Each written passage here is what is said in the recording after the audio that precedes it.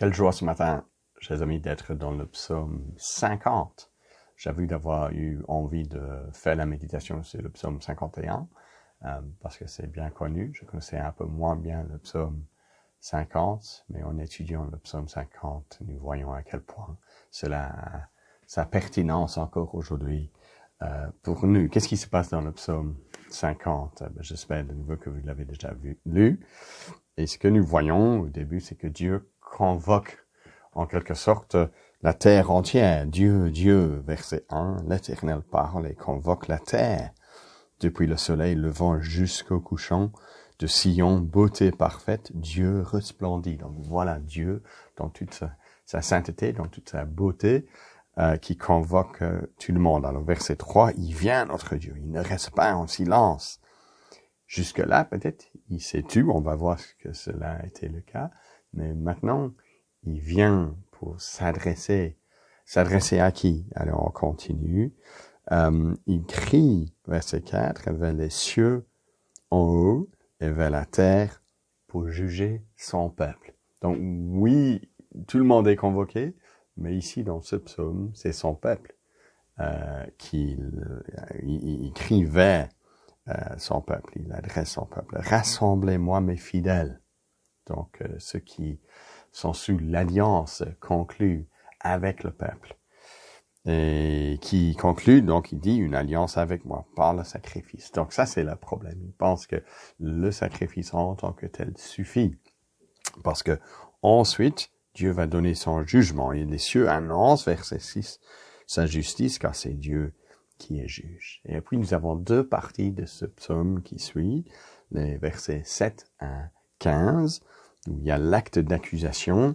Et le problème dans ces versets, c'est que le peuple de Dieu s'appuie sur la religion, le sacrifice, pour s'approcher de Dieu, comme faisaient beaucoup d'autres à l'époque où le psaume a été écrit.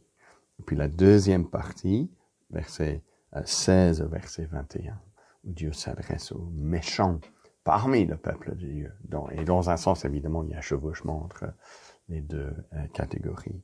Quel est le problème du début, de la première partie, verset 7 jusqu'au verset 15? Écoute, verset 7, mon peuple, je parlerai, Israël, et je témoignerai contre toi. Je suis Dieu, ton Dieu. Et ce n'est pas pour tes sacrifices que je te fais des reproches. Donc, c'est pas le fait qu'ils ont fait des sacrifices où il y avait le problème, mais c'est le fait qu'ils s'appuyaient là-dessus pour penser que cela les mettait dans une bonne relation avec Dieu. Tes holocaustes, il continue, sont constamment devant moi. Je ne prendrai pas un taureau de ta maison, ni des boucs de tes bergeries, car tous les animaux de la forêt sont à moi.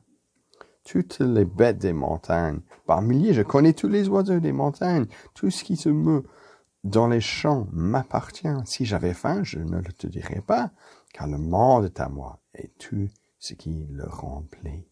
Donc Dieu n'a pas besoin de nos sacrifices. Il n'est pas satisfait simplement parce qu'on lui apporte quelque chose, comme si il lui manquait quelque chose. Parce que tout est à lui. Il n'a pas faim. Donc arrêtons de penser que nos sacrifices, notre religion fait la différence. Et est-ce que je mange, verset 13, la chair des taureaux? Est-ce que je bois le sang des boucs? Non, ils ont mal compris. Ce qu'il leur faut, plutôt, c'est d'offrir un sacrifice, verset 14, de reconnaissance. Accomplis tes vœux envers le Très-Haut. C'est ça ce qui le concerne. Il aimerait que le cœur soit consacré à Dieu.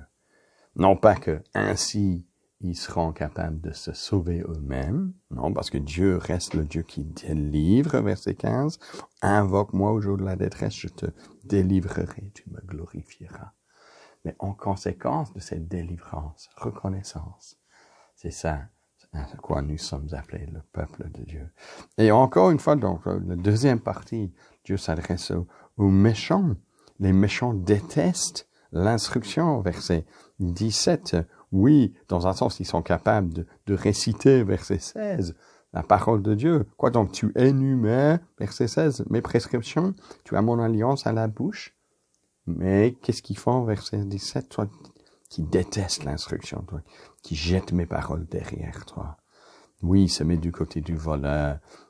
Tu livres, verset 19, ta bouche au mal, ta langue tisse la tromperie. Donc, eux, ils sont confortables avec le mal. Et le pire, c'est que dans toute la méchanceté, décrit dans le psaume, verset 21, voilà ce que tu as fait et je me suis tué. Donc, Dieu a été silencieux pendant un moment qui permet de voir comment ils sont pour du vrai. C'est ça, c'est assez révélateur. Quand Dieu ne parle pas, l'homme fait ce qu'il veut et on voit comment il est, l'homme alors. Et juste après une deuxième phrase du verset 21, tu t'es imaginé que j'étais comme toi. Voilà pourquoi l'homme était méchant. Parce qu'il crée Dieu à son image. Il dit, ben voilà, le Dieu que moi j'aimerais, c'est un Dieu qui est confortable avec mon péché. Ce n'est pas le cas. Ce n'est pas le cas. Et donc ça nous mène à ce verset, cette conclusion, verset 22, verset 23. Comprenez donc cela, vous qui oubliez Dieu, de peur qu'il nous déchire sans que personne délivre. Parce que Dieu est un Dieu qui délivre. Et celui qui, en sacrifice, offre la reconnaissance, me glorifie. Celui qui veille sur sa voie, je ferai contempler le salut de Dieu. Oui, donc, d'être captivé par le Seigneur qui nous fait grâce et de vouloir lui offrir en sacrifice notre cœur consacré à lui, un cœur dédié à lui, c'est l'une des conséquences de la nouvelle alliance en Jésus-Christ. Et ceux-là sont ceux qui contemplent le salut de Dieu. Alors le temps est passé, j'ai pas le temps de vous lire Hébreux chapitre 13, mais si vous avez le temps, allez voir Hébreux chapitre 13, versets 15 et 16 qui nous parlent de façon chrétienne de pouvoir offrir à Dieu des sacrifices de reconnaissance. Bonne journée à chacun.